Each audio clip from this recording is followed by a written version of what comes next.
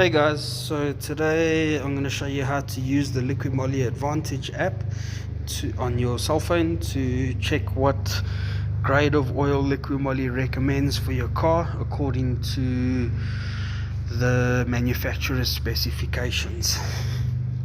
So we're going to navigate to wherever you or I've saved the liquimolly Advantage app. We're going to open it. If it's the first time opening the app, it's going to ask you to sign in or create an account. There's two ways you can use this app. If you have not saved your vehicle to the app already, you can just use the oil guide and you can search for your vehicle in the oil guide by manufacturer, then by type of vehicle. So in our case we're going to be working on a polo, so it'll be VW, then polo, and then which polo you have and matching it up with which motor you have in the polo.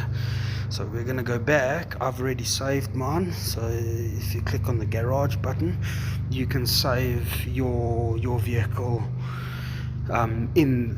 in this feature. You can save more than one vehicle as well. So if you're working on your car, your girlfriend's car, your mom's car, your mother-in-law's car, dad's car, any of those cases, you can save the vehicles for quick reference. So I've got a GT Polo. This is gonna bring up all the specs. If you search for the car using the oil guide, the first button we clicked on, it will bring you to the same page. So we're going to be doing an oil change, and we want to view the recommended products for our oil change. Sorry, I've clicked on the wrong button there. So we're going to go back to engine. We're doing a 15,000 kilometer service, and we're going to go through and have a look at all the different specs of oil we're allowed to use in this car. My personal favorite is the Mollygen, only available at Goldwagen or any Goldwagen dealership. It's got an additive pre-added into the oil. The motors tend to run a lot cooler, a lot more efficiently, so they run cooler. There's less friction there's less friction between engine components, which will allow it to run cooler and also at the same time use less fuel. And I just generally find my motors a lot happier using the Mollygen oils. So we can click on the oil and find all the information we need about the oil, pricing, and so pricing won't be there. That's spec'd according to Goldwagen's pricing, although there you can see the price, so roughly what you should be paying. Yeah, in the next video we'll be showing you how we actually conduct the oil change. Hey guys, welcome to Project Blue Autoworks. Today we are gonna show you guys how to carry out a oil change and filter change on a VW Polo. We get asked a lot about this. It's my brother and Matt in the background. This is the one we're going to be carrying it out. It is a 2014 or registered 2014, actually 2013 Polo Vivo GT. It's the 1.6 motor, so this will be the same motor that's in the Polo 6Rs. All the 1.6s pretty much got the same motor. Yeah, we're going to shoot through, show you what oil we're going to be using, show you the different filters we're sticking in, and show you what tools roughly you'll need in order to carry out the oil change and how we go about doing it. Okay, so tools we're going to need, not the car key yet. So essentially to get the oil out of the motor, on mine we're going to need a 19 spanner. You can use sockets if you like, depending what's easier for you. We will need a wrench to get the oil filter off of the motor, as it's been on for a while, so it will be quite difficult to get off.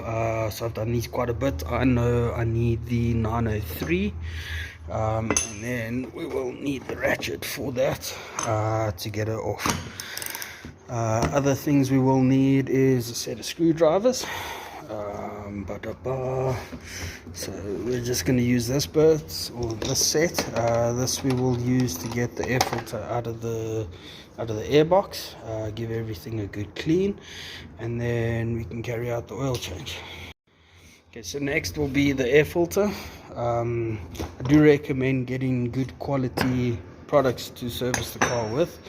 I've just always found that using the cheapest product doesn't necessarily yield the best results, but if the cheapest is all you can afford, there's nothing wrong with that. I'm struggling to open this box. Let me open up and show you what all the parts are gonna look like.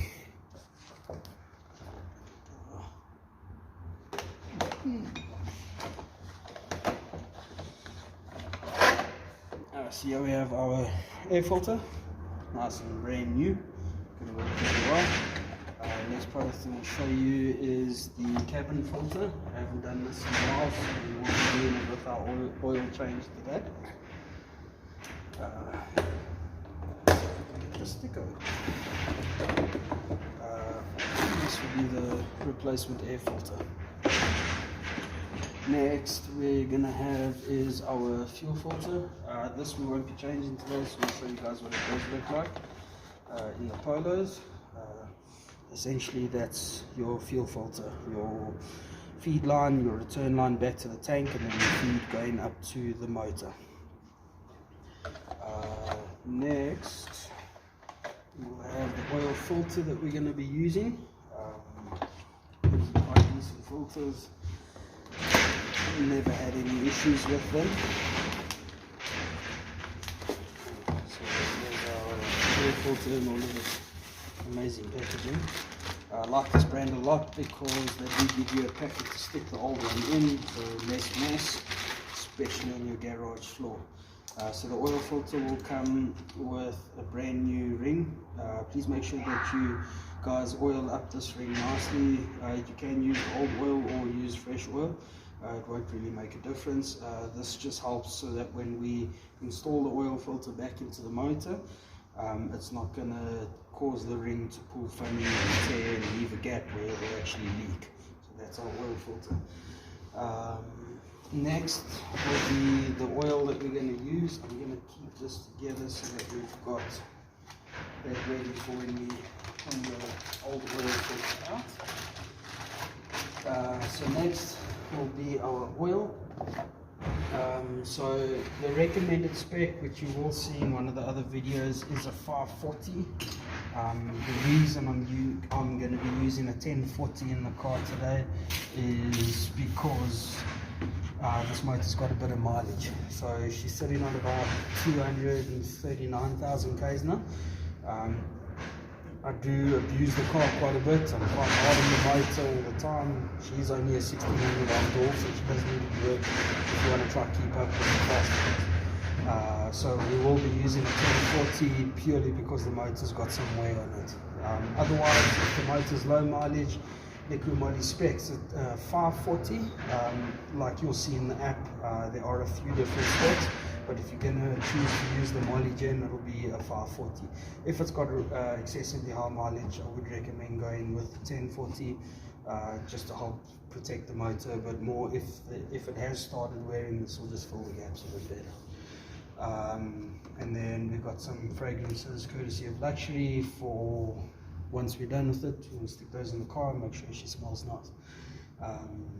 Other than that, we'll get on to getting started. So we'll show you how to pull everything out, how to drain the oil, and then top up oil as well.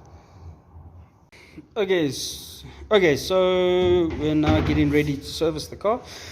Please always make sure you have a nice container. You can use an old 5-litre oil drum or oil container to drain the oil into. This is a Sumpy. It's available at Mac Afric. There's actually quite a lot of places you can buy it. They're very inexpensive, so if you're doing this quite often, I would recommend getting one. They're really easy to use. Just always remember to take that plug out, otherwise you're going to end up with a swimming pool of oil. So my brother's going to get in and get ready to drain the oil out of the motor. So the first thing we're going to do is get the car up in jack stands, make sure the car is level. On this car, the sun plug is at the back of the motor. I don't know if you can see that. So having the car stand at the angle we have it now, as well as the motor level, should allow us decent enough access to get all the oil out. So Owen's gonna remove the sun plug for us, and we're hopefully gonna catch all of the oil in the sumpy.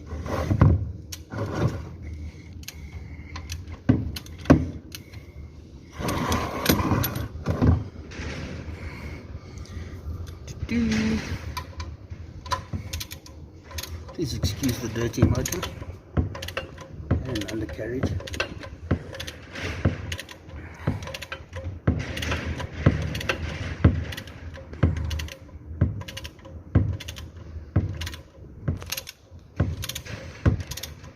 And on a side note, please always make sure you have a nice cloth ready to clean up small spills.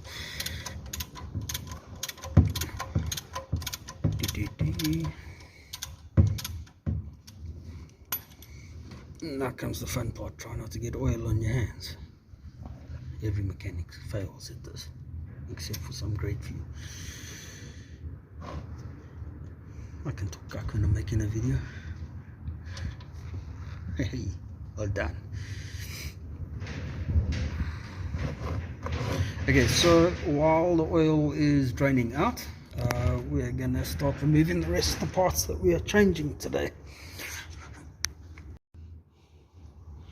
which will be the oil filter, as well as the air filter, and then the cabin filter and the inside of the car.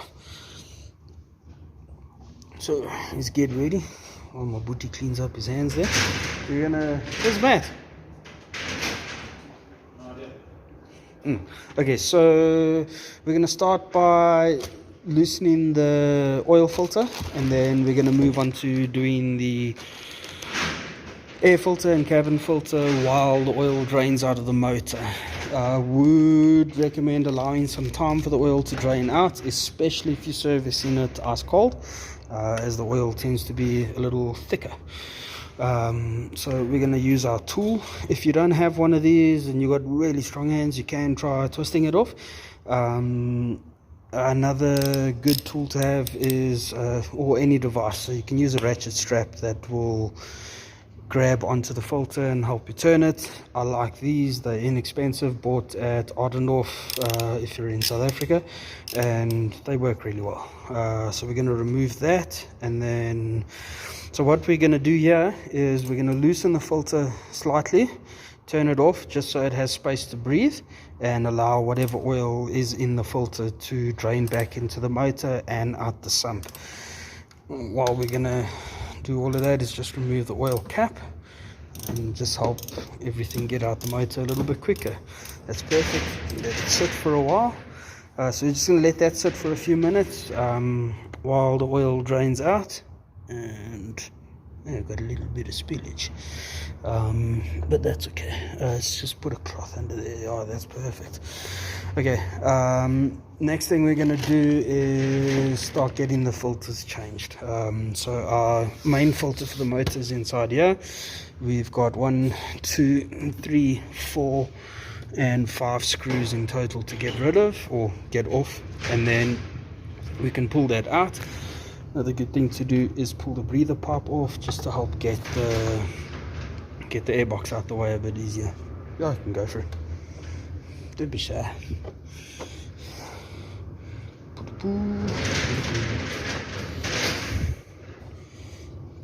Sorry, we want to do this in real time so you guys can see roughly how long it should take to replace each of these components.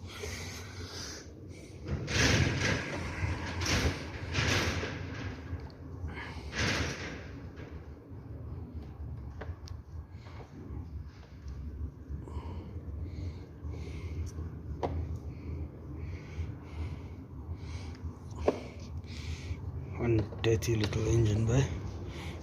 Hey.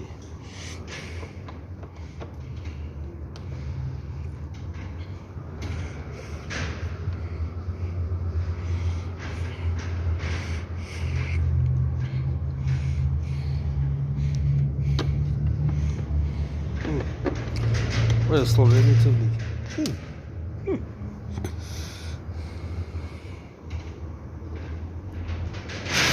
Matt, why you been lazy? Come work, bro. Okay, there we're getting the airbox off, and we can see the old filter. So there you can see this one's done a little bit of mileage. I think I am doing the service a little bit early, so generally, yeah, we can do a comparison and see the difference between the new and the old. I think the car has done about 12,000 K since the last service. But yeah, we're gonna start doing these a little bit more regularly and a little bit more frequently. Okay, so we're gonna stick the new air filter in and then move on to the cabin filter.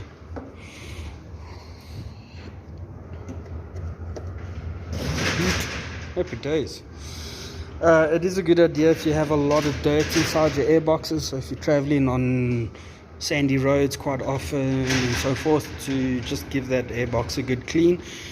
Just make sure you stick something above the throttle body to block it and stop any leaves or anything getting into the throttle body, as you don't want any of that stuff entering the motor at all.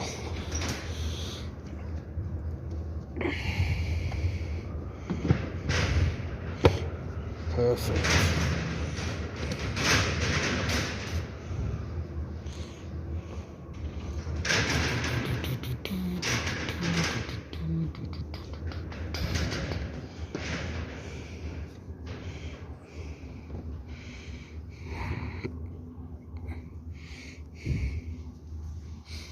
While Owen's busy with that, I think we can take this filter off.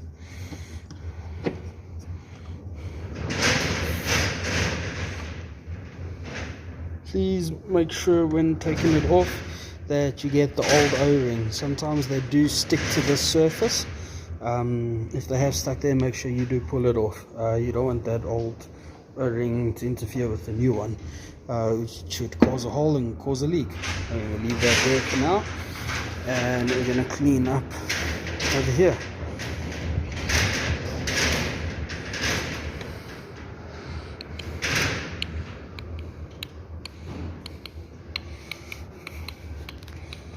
Okay, so we're just gonna give this surface a nice good clean. Sorry, my camera angle is terrible. We're gonna give the surface a nice good clean. Make sure there's no hard dirt or anything that could cause a gap in the seal.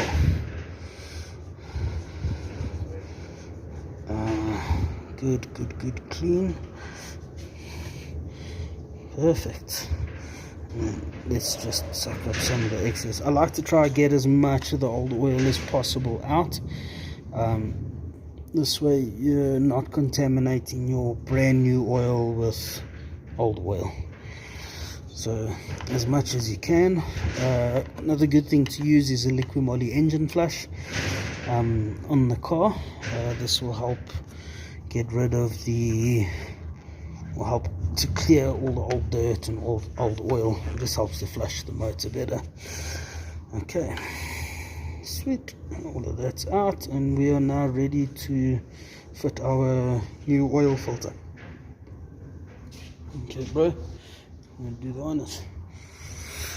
Oh, hang on, we'll do the filter now. Okay, so new filter.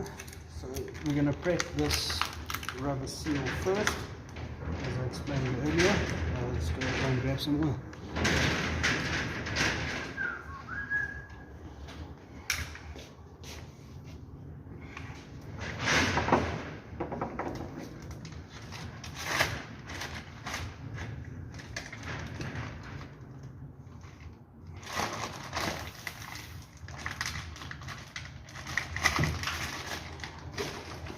So in this instance, I'm just going to grab some new oil onto my finger, and we're going to coat this with some oil. It doesn't have to be drowned in it, it's just enough to create lubrication, so that when we turn it onto the motor, this doesn't get stuck and twist and tear and not sealed properly. So just going to dip our finger in there and give it a nice coat of oil.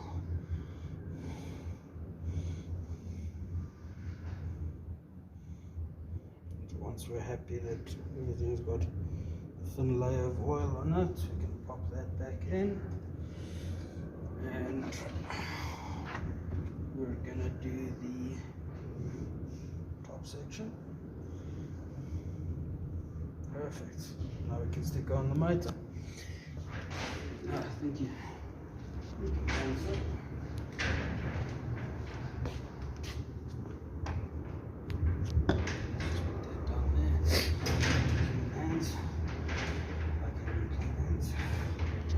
Okay. So when we're putting this on, I like to go counterclockwise, just to hear a click. Once it does that, it means the threads have inserted into each other, and when you start turning this way, you're definitely, the threads are meshing. This way you can avoid any chance of cross threading and either damaging the filter or worst case damaging the motor. Once this is on, we're just going to hand tighten this. We're not going to use the spanner again, purely because these only need to be hand tightened. If you're using the spanner, you're literally just over torquing it, and there's absolutely no need for it to be that tight. So just nice and snug on the motor. Once that's on, we can carry on with the rest of it. So I think next we're going to do the cabin filter. Perfect. While we're doing, or before we do the cabin filter, let's have a look and see how we're doing on the oil drainage. Got a little bit of spillage, got some wind here, so we get into a nice steady drip. You can close up the sump at this point. I would recommend just giving it a few more minutes, just to get as much as we can out of it. So let's do the cabin filter.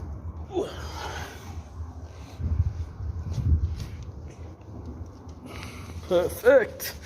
The cabin filter in the polos is located on the passenger side, if you're in South Africa. Underneath on the passenger side. Oh wow, that looks terrible. So we're going to look for these clips over here. They just slide across and across. Once that slides across, we have, sorry, these are not the most comfortable places to get into. Sorry. Yeah, once we just pull on it gently. I hope this camera angle is fine. That'll drop out with the cabin filter. It is important to note when you're pulling this out, your airflow direction. This filter doesn't actually give one. That sucks. If your filter does indicate it, it's good to note it, so that when you put in the new filter in. Okay, so once you have the cabin filter out, it's good to note, I generally try to keep these together. So if there is a direction arrow that will give you your airflow direction, just to note the airflow direction, so you put in the new filter in the right way. These don't have it, although we've worked with these before, so we know that they're going to go in the same way. Let's put that one down, letters facing the same. That'll go like that, and then back into the car. You can stick that in for us. Oops. Putting the filter back in is just the direct opposite of the way I just pulled it out. So we're not going to try squeeze two people into there now.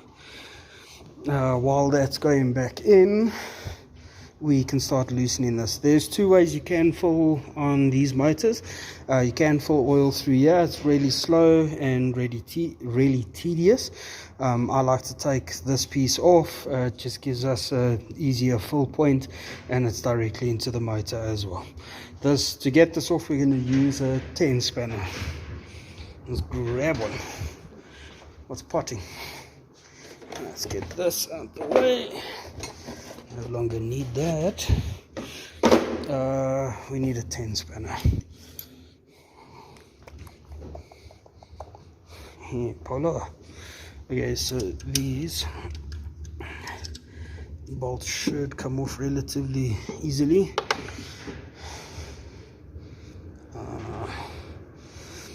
They aren't torqued down to a ridiculous spec, so we should be able to get these out quite easily.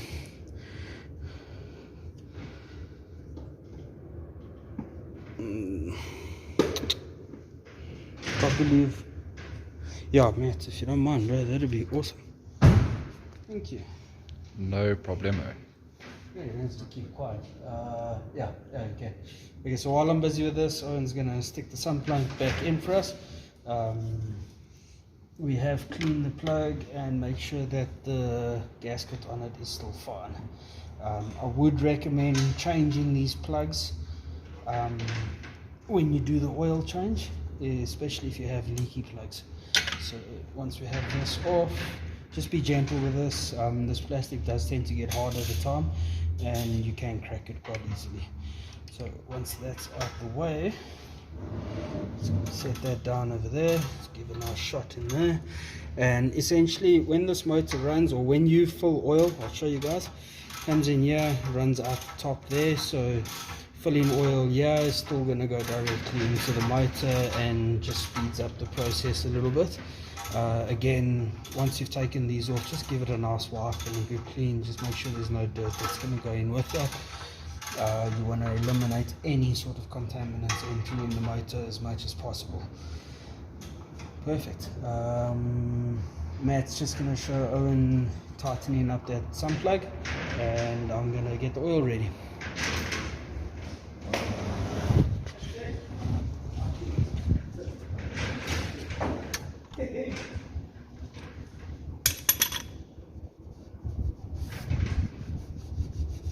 There we go.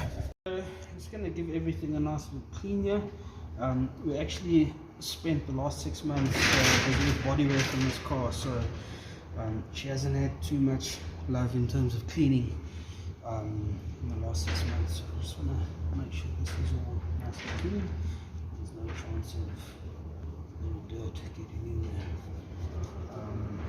Again, just clean the surface nicely.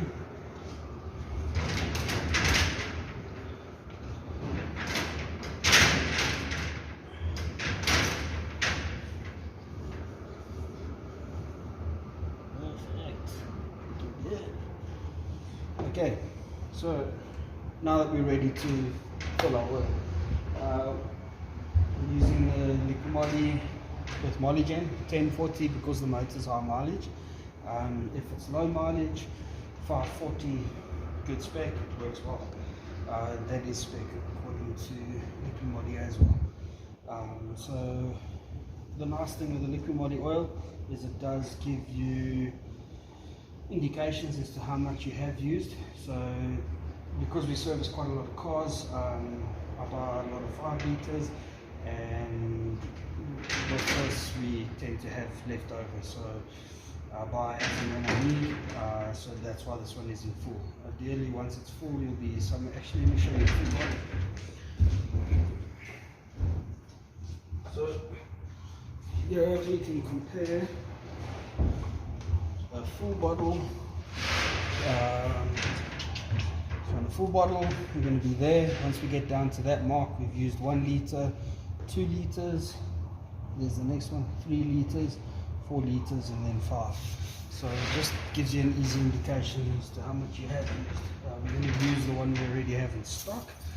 Another thing we're going to do is just clean off the dipstick. So once the oil starts filling up, I'm going to put my rule up to 3 liters in, because I know I'm going to 3.6, so I'm going to fill up with 3 liters and then slowly start checking from there. At 3 liters I should get to about halfway on the dipstick, and then from there we're going to fill till we get to the top level. Then we're going to start the car for 10 seconds, switch the car off, and we're going to double check the oil level and then top up if needed. Some cars the oil filter actually houses oil. So if you filter there and don't check after you've started, the oil level will drop. And if you check in a couple of weeks, couple of months, if you don't have leaks, it's going to look like the car's using oil. So a good thing to do is fill up, go to the recommended fill level, check your dipstick.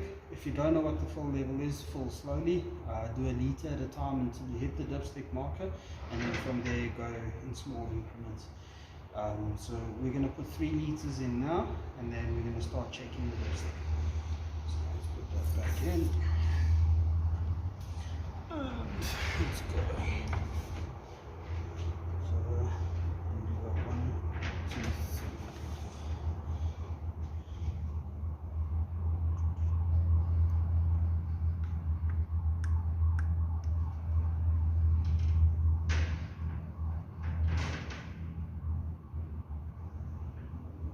We've put about 2 litres in so far. Just go slow with this. If it looks like it's going to overfill, just back up and slow down, and she does.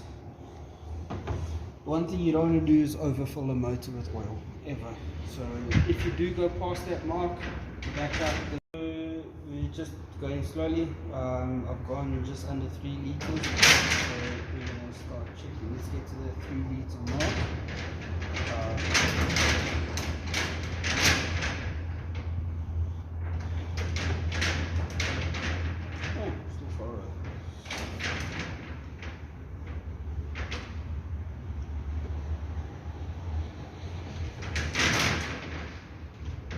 Keep it in mind we were around there when we started, so I need to get to roughly there, then I know I'm around 3 litres, and then we can start checking the dipstick.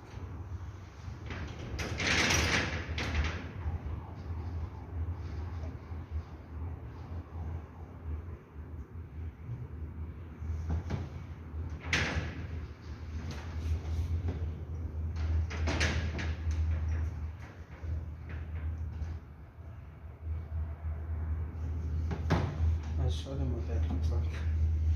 You can see roughly how it goes down. Perfect. So now we're going to start checking the filter and check how close we are to getting to the full mark.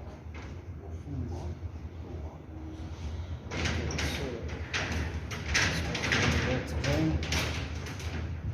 so depending on the motor, it will take some time for the oil to make its way back down into the sump, but shouldn't generally be longer than about 30 or 40 seconds. So yeah, that's cool. Just show you guys in here. So you can see the oil's draining back down into the motor.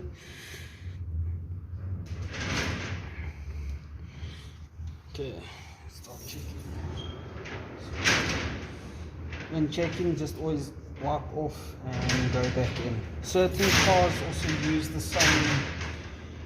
same tube as the dipstick to return the oil back into the sump. So just keep in mind you might need to wait for that to actually run in before you can check oil level properly. Okay, so I've got him back in, and as we can see, we're about halfway up. So now we're going to slowly fill until we get to the full mark.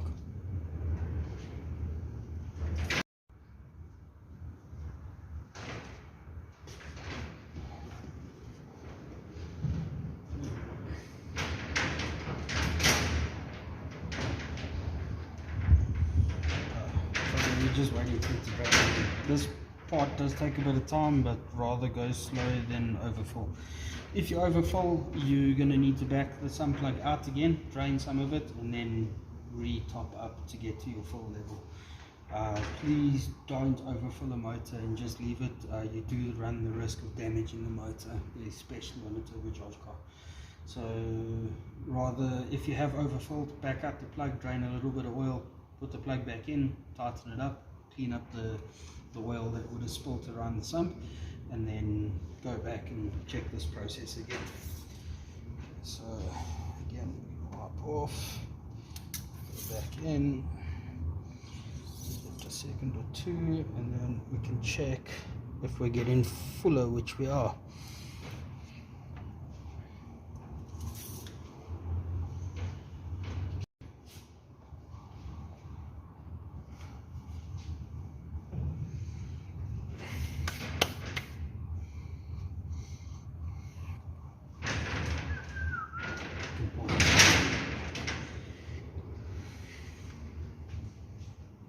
have to get used to making these.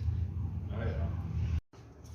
Still just going through the process here. Oh, almost there.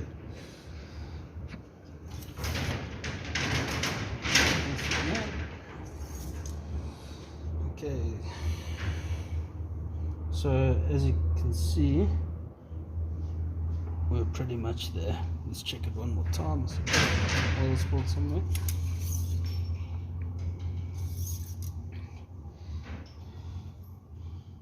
We're almost there.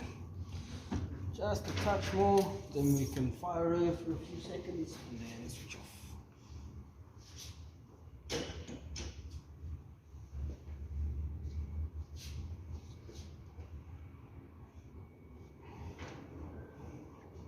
So you will get better at filling this with practice. I've been doing this for a while. I'm used to how much needs to go into this particular motor. But if you're not sure, like I said, just go slow and take your time with it and make sure you get to the right level without overfilling. Check this one more time.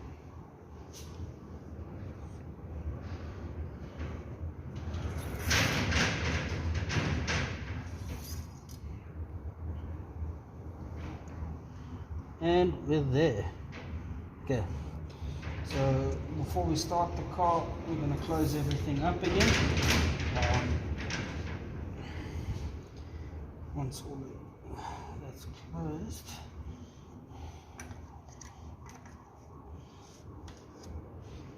okay.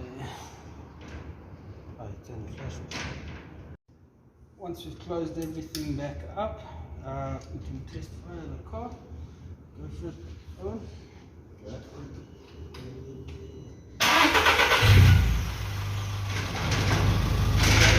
roughly 10 seconds, switch off, or like 5 to 10 seconds.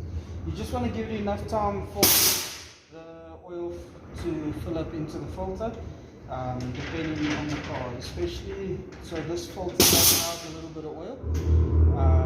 Some cars where the filter is underneath the motor, on the side of the motor, those definitely fill up with oil. So you do want to go through this process and make sure you have the right amount of oil in the car. So now that we've started the motor and she's pumped some oil through her, we're going to go back and check the oil level and top up where needed. So the lipstick, wipe off, go back in for a second, come back out. And there you can see the oil level has dropped. So this way, and just top up what we lost.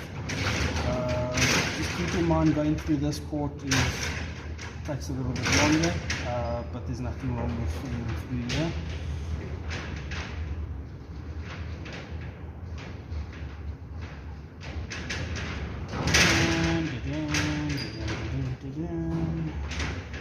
It's not overfull at this point, as we don't want to have too much oil in the motor.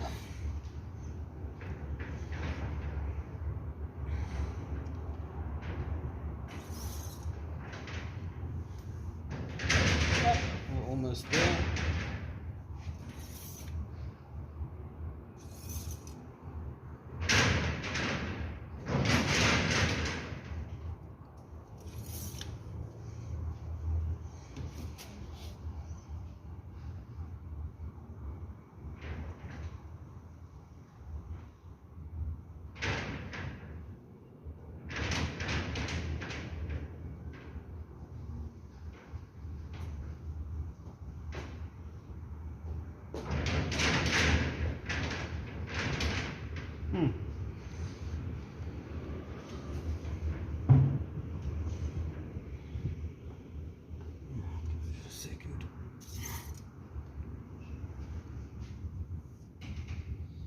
Okay.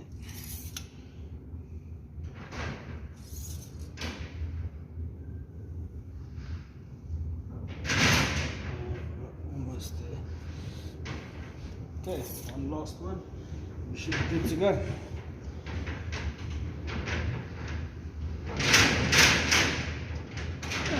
Reach the end of our oil.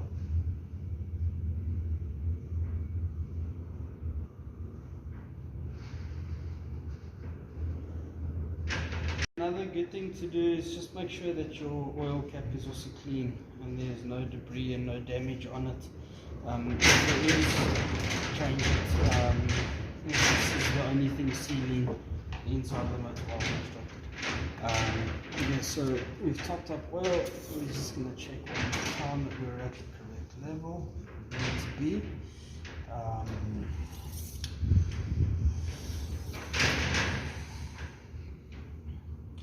Which we are. Happy days. Perfect. That's the oil change done. Next, we're gonna reset the oil service interval up, pop up, and then we'll be done with it. Put the cars up, and then once you reach this point, you can also get the car off your jack stands. Okay, so we're gonna reset the service light. So ideally, if you've passed the service mark, you'll have a little spanner that will pop up over here telling you that the inspection is due, and every time you turn the ignition on, the inspection light will show. So before we we're going to stick a key into the ignition, and then we're going to hold this button down over here, which resets your trip meter. We're going to hold that down, and then we're going to turn the key on. Once you've turned the key on, you'll see the screen will go blank. You can let go of the button and turn it once to the right, and that's your service light reset. So if we turn the key off, put the key in and start the car. Let's wait for the lights to disappear. Once the car's up and running, you'll see that the service light won't pop up anymore. Thank you.